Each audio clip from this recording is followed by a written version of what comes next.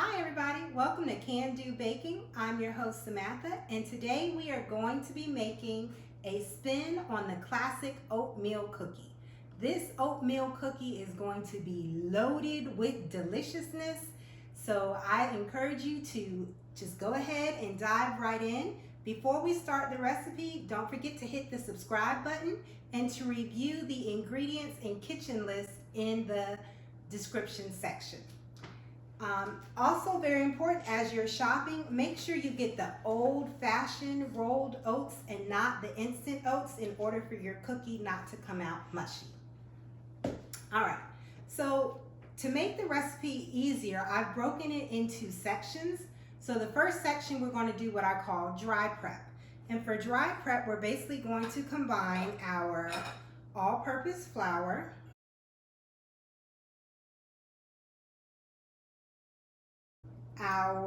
so I'm gonna put that right over this sifter that I have here, our all-purpose flour, our baking soda, and our baking powder. And you'll notice for most recipes, when they call for baking soda and baking powder, you typically have twice as much of one than you do the other. So I'm just gonna give that a good little sift, let it kind of go on down into my bowl. Help it a little bit with my mixer, my hand whisk here.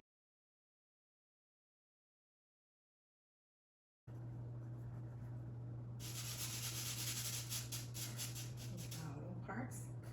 All right, now that I have whisked together my all-purpose flour, my baking soda, and my baking powder, I'm going to set that to the side because my dry prep is ready.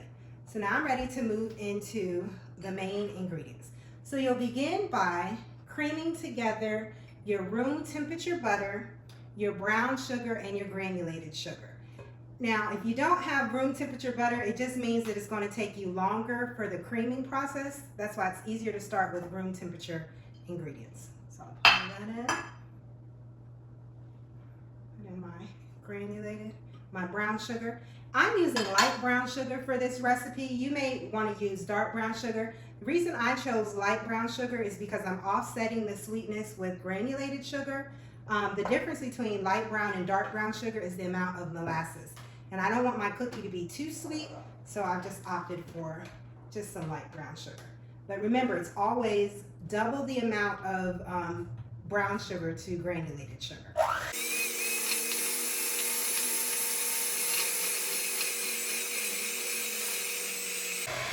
You can see it's creaming together nicely and pretty quickly because all of my ingredients started at room temperature.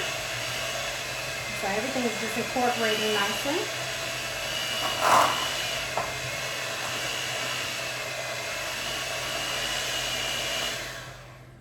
So you can kind of see in your bowl that it's nice and incorporated evenly. So then I'm going to add my eggs. Turn my mixer to low and add my eggs.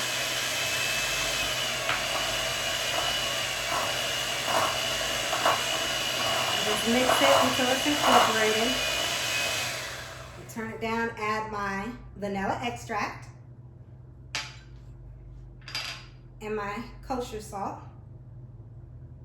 Make sure we get all that in there. And that's why it's important to start with unsalted butter when you're adding your salt.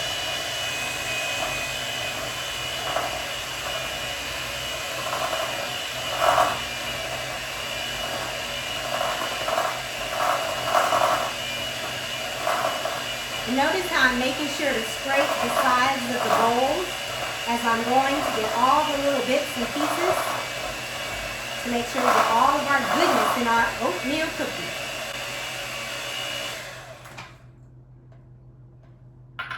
Move those dishes up out of the way.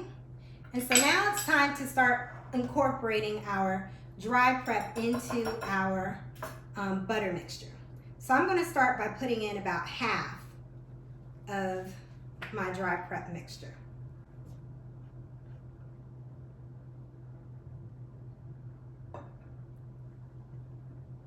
And instead of turning my mixer on as soon as I put it in there, I'm going to move my mixer around with it off That way I don't end up with one of those big powder flumes coming up at me. And then turn it on. Got a nice mix.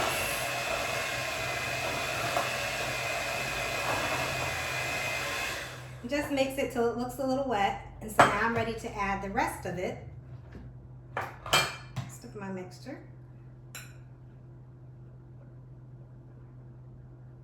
And again, so that I don't end up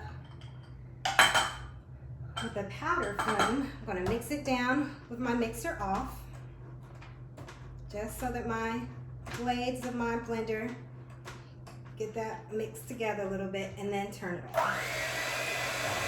No powder flume. All right.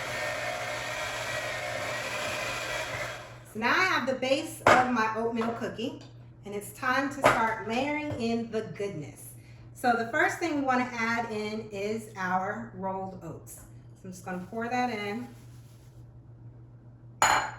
Then I'm going to add in what I like to call my goodness, the ooey gooey deliciousness. So I have chopped walnuts, 3/4 of a cup of chopped walnuts. Pour that right in. 3/4 of a cup of dried cranberries. Pour that in there. And 3/4 of a cup of semi-sweet chocolate chips. If you want your cookie to be a little bit more bitter, you could use dark chocolate chips at this step too. And then I'm just going to give it a nice quick mix. And notice how I'm turning my bowl as I'm mixing with my mixer, just to make sure that I'm getting everything incorporated down and into the base of my dough.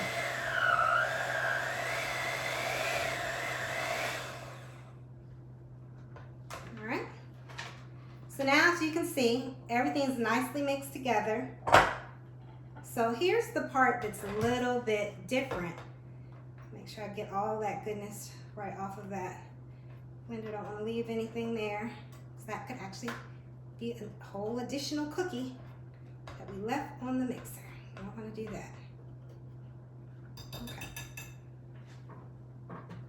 So now, this is what I like to call my little secret ingredient. Get yourself a gallon-sized Ziploc bag when you're making cookies, especially if they're drop cookies and you know you have to refrigerate them a little bit. It will help you tremendously when you go to measure them out to get equal sizes. So I'm going to basically take everything from this bowl and put it inside of my Ziploc bag. Nice, ready.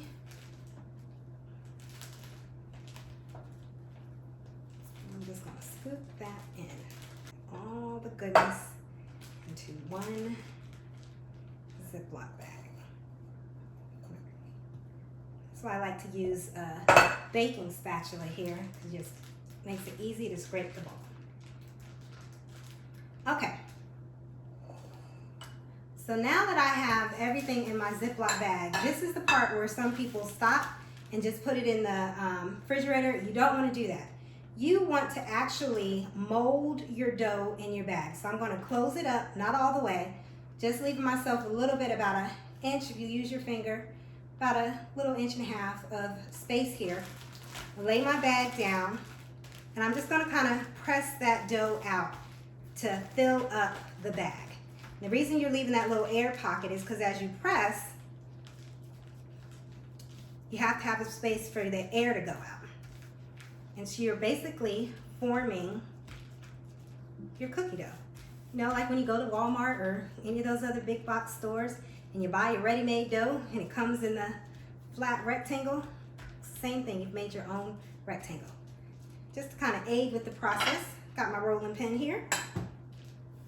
I'm just gonna give it gentle rolls. So I roll it out toward the areas. Make sure my bag is nicely filled. And shape is very important here. The better your shape, the easier it will be when you go to cut your cookies for baking.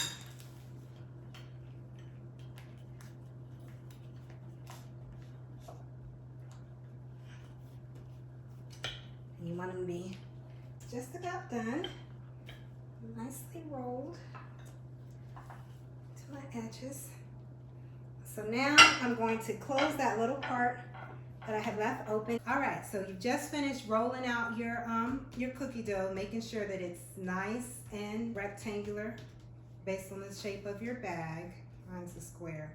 And you're going to pop it into the freezer for 30 minutes to an hour so it gets nice and hard. All right, so it's been about 30 minutes for my dough. I've gone ahead and taken it out of the freezer. So what you're going to do is you are going to basically open up your bag, cut open your bag on all parts. So I'm pulling the zipper part back and I'm opening it up so that I can get to the seam. And I'm going to use my kitchen scissors and basically just cut down the seam of the bag. I'm going to do that on both sides. All right. Now that I have my bag completely open, I'm going to take my knife and I'm able to go ahead and evenly cut my cookies. So you can see here, I'm just going to take my knife and make strips. And for measurement wise, if you take your finger and you just do from this part, you'll see that's about the size that you want your cookie to be. And I'm going to do that going across each of the parts just so I get nice, even strips. And let's say you don't want to cook all of your cookie dough at that same time. You can take whatever part you don't use and just put it back inside of another Ziploc bag. It freezes perfectly fine. Freeze it for a couple of weeks. All right, so then I'm going to turn it and determine to do the same thing with my size-wise, maybe a little bit bigger, so that they make rectangles and not squares. And I'm going to cut strips.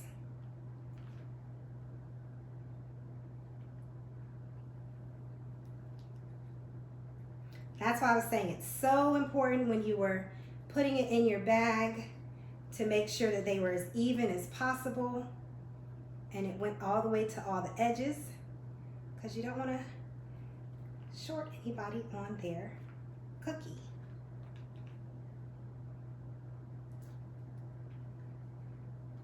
Make sure you go all the way through your process.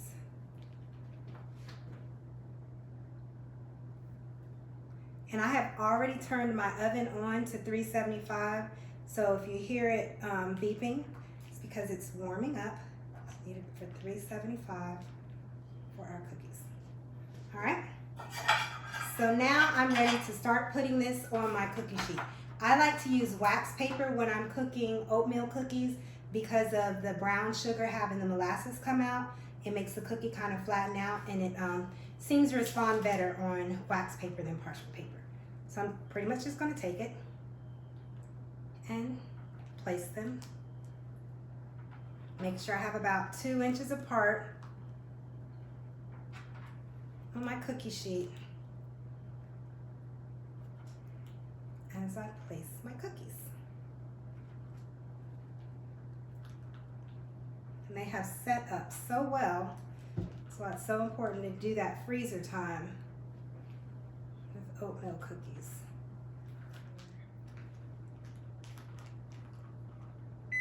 Shoot here. The thing is beeping, let me know that it's ready. All right, and so now you can see we're all plated up, and all I have to do is pop them in the oven. So I have just taken my first batch of oatmeal cookies out of the oven. As you can see, they're nice and golden brown around the edges. It's very, very important that you leave this on the pan for at least a good 10 minutes because oatmeal cookies continue to cook once they've been removed. So I'm just gonna let it keep doing its magic. All right, so our oatmeal cookies have completely cooled on their actual pan. So you know it's ready, and that's why I like using wax paper, because you can just pretty much lift up an edge and peel off a cookie. Look at that. Nice golden brown. When we pop it open, nice chewy inside. Let's give it a taste.